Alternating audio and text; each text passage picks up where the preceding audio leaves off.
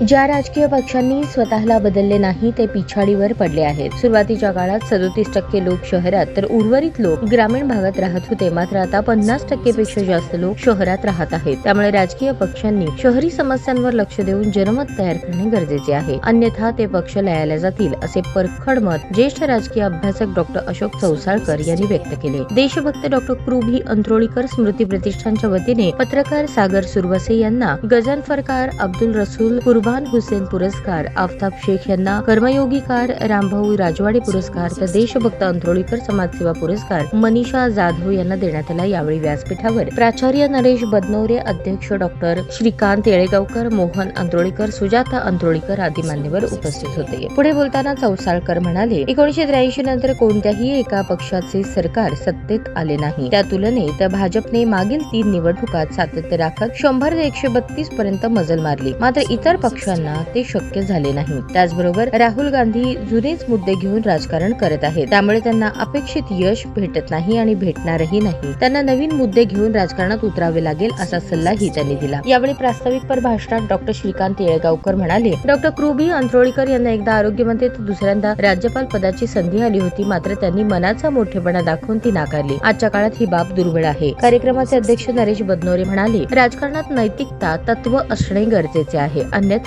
समाज व्यवस्था रसातळाला गेल्याशिवाय राहणार नाही. कार्यक्रमाचे सूत्रसंचालन मोहन अंत्रोळीकर यांनी केले.